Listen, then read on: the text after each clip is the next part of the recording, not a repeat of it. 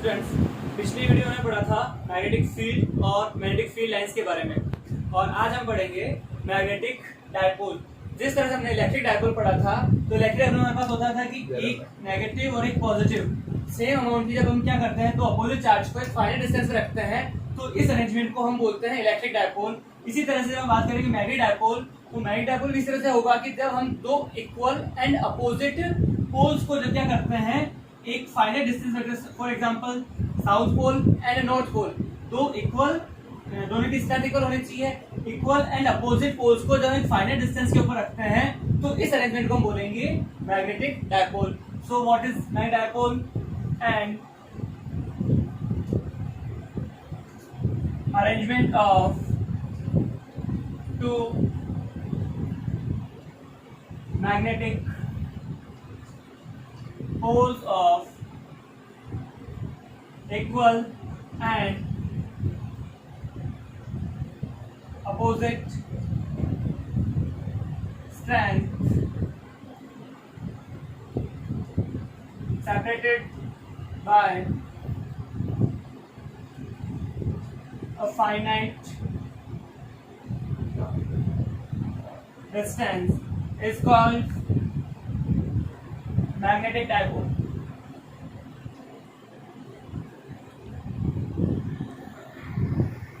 इसका मतलब ये हुआ जो हमारा बार मैग्नेट होता है, बार मैग्नेट के अंदर भी एक तरफ नॉर्थ पोल एंड एक तरफ साउथ पोल होता है और दोनों के बीच में क्या होता है फाइनाइट डिस्टेंस होता है। इसका मतलब ये हमारा मैग्नेट एक बार मैग्नेट है उसको भी हम मैग्नेटिक डायपोल बोल सकते हैं। फिर हम बात करते हैं, हमारा नेक्स्ट टॉपिक आएगा मैग्नेटिक डायपोल मोमेंट। जो हमारा इलेक्ट्रिक डायपोल मोमेंट था that is charge multiply by distance between the charges. तो हमारे पास भी मैग्नेटिक डायपोल भी होगा लेकिन चार्ज हमारे पास आएगा पोल स्ट्रेंथ और डिस्टेंस हमारे पास दोनों के बीच का डिस्टेंस ही रहेगा। It means the product of either magnetic pole and magnetic length of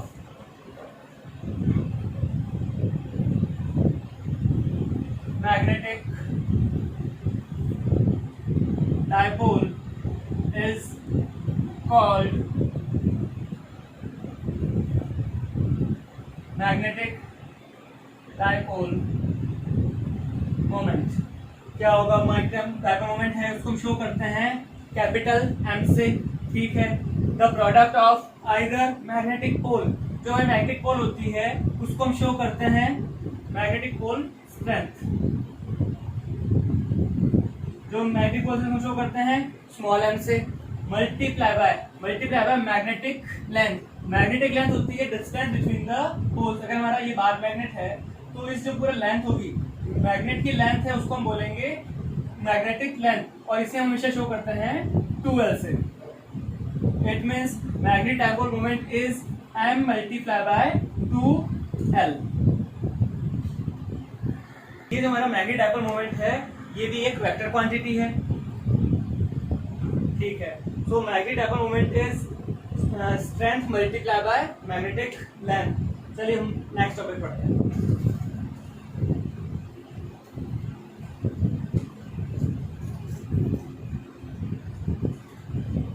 The next topic is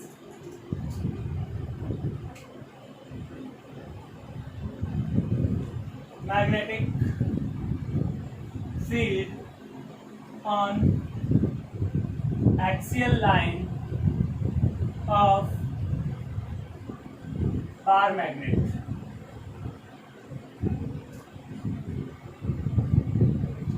जिस तरह से हमने इलेक्ट्रिक डायपोल के लिए हमने एक्सियल लाइन के ऊपर इलेक्ट्रिक फील्ड फाइंड किया था उसी तरह से हम मैग्नेटिक डायपोल मोमेंट और उसी को हम बोल सकते हैं बार मैग्नेट। तो बार मैग्नेट के एक्सियल लाइन के ऊपर जो हमारे पास कोई पॉइंट गिवन है उसके ऊपर हमें क्या करना है मैग्नेटिक फील्ड फाइंड करना है। फॉर एग्जांपल हमारे पास ये एक बार मैग्नेट है, इसके अंदर बार मैग्नेट हम डायपोल मोमेंट बोल सकते हैं कि हमारे पास दो अपोजिट पोल्स हैं, दोनों की स्ट्रेंथ सेम होती है। हमने कहा दोनों के बीच का distance that is twice L, और इस ट्वाइस एल को हम डिवाइड करते हैं सेंटर से इतना एल और यहां से यहां तक फिर से एल। ठीक है, तो हमारे पास जो डायपोल मोमेंट या फिर बार मैग्नेट है इसकी एक्सियल लाइन की फाइंड करना है। एक्सियल लाइन कौन सी होगी? जो हमारा डायपोल मोमेंट है उनकी जॉइनिंग लाइन। तो ये हमारी जॉइनिंग लाइन के ऊपर हमारे पास ये पॉइंट P है, इस पॉइंट P के ऊपर क्या करना है? हमें मैग्नेटिक फील्ड फाइंड करना है। अगेन जब हम बात करेंगे मैग्नेटिक फील्ड, तो इस पॉइंट P के ऊपर जो मैग्नेटिक फील्ड होगा इन दोनों पोल के कारण होगा, magnetic field due to north pole and magnetic field due to south pole. और हम यहाँ पर मैग्नेटिक फील्ड फाइंड क्या करेंगे? ये जो पॉइंट P है यहाँ पर एक टेस्ट मैग्नेटिक पोल को कंसीडर करेंगे, दैट इज नॉर्थ पोल को। ठीक है, तो हमने जिस नॉर्थ पोल को कंसीडर किया है तो इन दोनों पोल्स के बीच में क्या होगा? रिपल्शन होगा, जिसके कारण हमारे पास जो मैग्नेटिक फील्ड डायरेक्शन होगी वो आएगी इस तरफ। तो इसको हम लिखेंगे magnetic field due to north, और हमारे पास ये साउथ के कारण होगा, साउथ के कारण डायरेक्शन आएगी वो हमारे पास आएगी इस तरफ। तो हमारे पास जो पॉइंट P है उसके ऊपर दो मैग्नेटिक फील्ड होंगे, दैट इज हम कहते हैं BN is magnetic field at point B due to north pole. तो मैग्नेटिक फील्ड को हमेशा शो करेंगे B से। ठीक है, तो हमारे पास जो मैग्नेटिक फील्ड की वैल्यू होगी that is magnetic field due to a single pole, जो हमारे पास वैल्यू होती है Km अपॉन R स्क्वायर। जिस तरह से हमारे पास इलेक्ट्रिक फील्ड की वैल्यू होती थी dq अपॉन R स्क्वायर, हमेशा हमने क्या किया? जब मैग्नेटिक फील्ड की बात करते हैं तो q को हमने रिप्लेस किया है m से। ठीक है, तो Km upon R square Km, और साथ ही क्या करते हैं? इसका मैग्नीट्यूड फाइंड करते हैं, magnitude of Bn, magnetic field due to north pole. ठीक है, ये जो डिस्टेंस हमारे पास R होगा, ये डिस्टेंस होगा हमारा यहाँ से लेके यहाँ तक। अगर हम पोल का नाम दे देते हैं AB। ठीक है, तो B to P north pole के कारण है, हमारा डिस्टेंस क्या आएगा? B to P, it means BP square. Okay, and अगर हम BP को कैलकुलेट करते हैं तो ये जो हमारा पॉइंट P है, ये पॉइंट P बार मैग्नेट के सेंटर से R डिस्टेंस के ऊपर है, सेंटर से R डिस्टेंस के ऊपर हमारा जो पॉइंट P है। ठीक है, तो R डिस्टेंस तो हुआ ये, हमें चाहिए सिर्फ B to P। इस टोटल यहाँ से लेके यहाँ तक हमारा कितना होगा? ये हमारे पास हुआ L, R में से हम L को लेस कर देंगे क्योंकि यहाँ से यहाँ तक पूरा टोटल R है, हमें सिर्फ इतना लेंथ चाहिए। ठीक है, तो टोटल R में से अगर हम इस L को लेस करते हैं तो हमारे पास आएगा BP, that is Km upon R minus L square. ठीक है, सिमिलरली जब क्या करते हैं? Magnetic field due to south pole, that is again Km upon R square. ये जो R होगा that will be A to P, यहां से लेके यहां तक का distance AP square Km। AP की वैल्यू क्या होगी हमारे पास? यहां से यहां तक का डिस्टेंस है R, सेंटर से पॉइंट P तक का, और इसके पीछे का डिस्टेंस ये जो है हमारे पास L, it means that distance will be R plus L square. Okay, अगर हम बात करते हैं ये जो हमारे पास दोनों फील्ड है, magnetic field due to north, इसकी डायरेक्शन है ये वाली, और हमारे पास मैग्नेटिक फील्ड साउथ पोल, वो डायरेक्शन होगी इस तरफ, दैट इज BS। तो हमारे पास दोनों जो मैग्नेटिक फील्ड हैं वो एक दूसरे के अपोजिट है। इसका मतलब जो हमारा B एक्सियल होगा, रिजल्टेंट होगा, that will B BN minus BS, this will be the mode. जो हमारे पास में मैग्नेटिक पोल है उसका स्ट्रेंथ ज्यादा होगा, जो पोल दूर है उसके जो मैग्नेटिक फील्ड है वो थोड़ा वीक होगा, it means BN is greater than BS, और दोनों की डायरेक्शन जस्ट अपोजिट है, दोनों की सबसेट कर देंगे। इट मींस हमको इसमें से इसको सबसेट करना है। क्या आएगा हमारे पास? Km upon R minus L square minus Km upon R plus L square. दोनों में से हम Km को कॉमन ले लेते हैं, दैट इज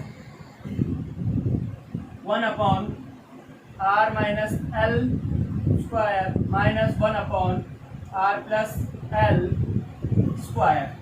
ओके, Km जब हम क्या करेंगे, इसको सॉल्व करेंगे तो पहले एलसीएम लेंगे, तो एलसीएम दोनों को क्या करना होगा, मल्टीप्लाई करना होगा, और जब मल्टीप्लाई करेंगे तो स्क्वायर को एक साथ लिख देंगे। फॉर एग्जांपल ए का स्क्वायर मल्टीप्लाई बाय बी का स्क्वायर, तो दोनों को मिलाकर हम लिखेंगे ए बी का स्क्वायर, इस तरह से R minus L R plus L और इस पूरे का स्क्वायर, ने मल्टीप्लाई कर दिया। और जब हम एलसीएम लेंगे तो क्या होगा, इससे हमारे पास इस ये वाला स्क्वायर फिनिश हो जाएगा, तो ये हमारे पास ऊपर आ जाएगा, that is R plus L का square minus R minus L का स्क्वायर। ये कैलकुलेशन जस्ट इलेक्ट्रिक डायपोल की तरह ही आप वहां पे भी देख सकते हैं। ठीक है, हम क्या करेंगे, यहाँ पर नीचे हमारे पास आएगा a minus B multiply by a plus B, it means A square minus B square R square minus L square. ये सिर्फ ब्रैकेट सॉल्व हुआ है, ऊपर का स्क्वायर एज इट इज रहेगा। ठीक है, और जब हम ऊपर सॉल्व करेंगे तो हमें आइडेंटिटी लगेगी कि ये तो साथ में है ही।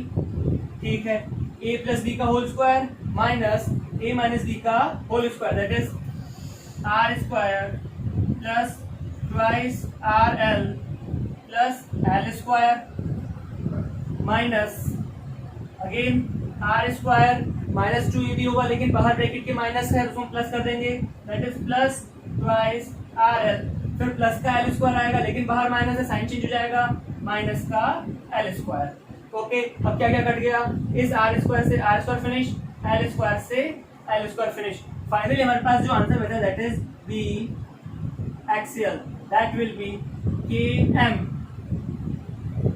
अंदर हमारे पास आएगा 4 2rl plus 2rl, that is 4rl divided by R square minus L square का होल स्क्वायर। ठीक है, तो हमारे पास डी एक्सएल की वैल्यू यही होती है, लेकिन अगर हम इसको डायपोल मोमेंट की फॉर्म में लिखना चाहें तो हम जानते हैं डायपोल मोमेंट होता है capital M is equal to small m multiply by 2l, strength multiply by magnetic length. ठीक है, तो हम क्या करेंगे, ये 2l है, इस 4 को हम 2 into 2 करके लिखें तो हमारा काम हो सकता है K m 2 multiply by twice R L divided by R square minus L square का होल स्क्वायर। तो ये जो m है, m और 2l, इसको हम लिखेंगे कैपिटल M, तो फाइनली हमारे पास आंसर आएगा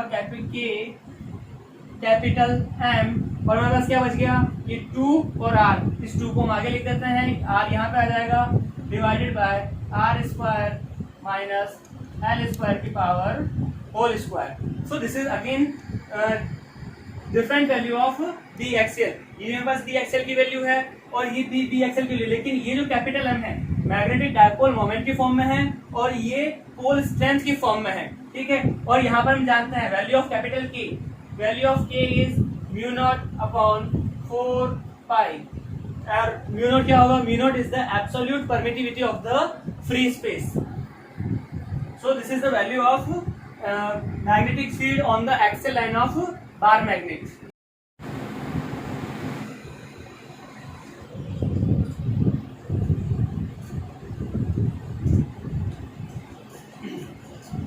Now we will find the magnetic field on equatorial line of bar magnet.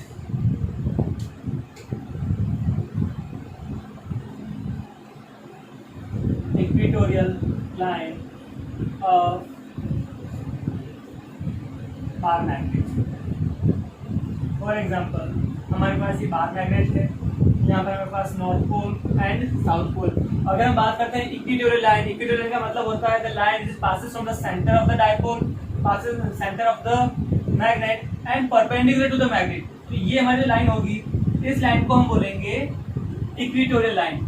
इस इक्वेटोरियल लाइन के ऊपर कोई पॉइंट P है जहां पर हमें क्या करना है, मैग्नेटिक फील्ड फाइंड करना है। ठीक है, तो जिस पॉइंट में मैग्नेटिक फील्ड फाइंड करना है वहां पर अगर हम एक नॉर्थ पोल को कंसीडर करें, टेस्ट पोल को कंसीडर करें, तो हमारे पास क्या होगा, यहाँ पे अगर नॉर्थ होगा, यहाँ पर नॉर्थ होगा, तो हमारे पास इन दोनों के बीच में क्या होगा, रिपल्शन होगा।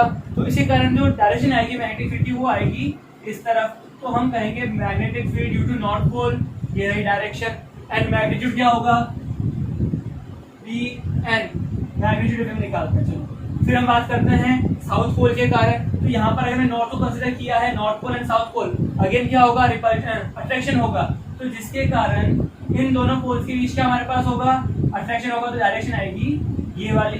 ठीक है, तो हमारे पास ये डिस्टेंस तो है r, और हमारे पास यहाँ से यहाँ तक का डिस्टेंस होगा L और ये डिस्टेंस होगा अगेन L। ठीक है, हम बात करेंगे कि हमारे पास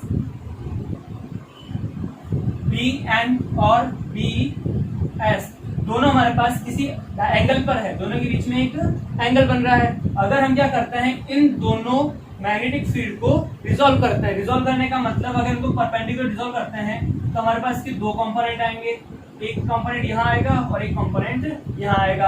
अगेन अगर हमारे पास ये जो एंगल है दैट इज थीटा, तो हमारे पास ये भी कितना हो जाएगा, theta, that is corresponding angle. और रिजोल्यूशन हम करेंगे तो हम कहते हैं कि जिसके साथ एंगल होता है थीटा, तो ये अगर थीटा होगा तो ये कंपोनेंट हमारे पास होगा बी एन कॉस थीटा और ये वाला हो जाएगा बी एन साइन थीटा। ठीक है, जब हम बात करते हैं इस कंपोनेंट की, जब हम इसको रिजॉल्व करेंगे तो हमारे पास क्या होगा, इधर भी हमारे पास एंगल थीटा है, ये एंगल जब थीटा होगा तो ये थीटा, तो हमारे पास ये अल्टरनेटिव एंगल हो जाएगा थीटा।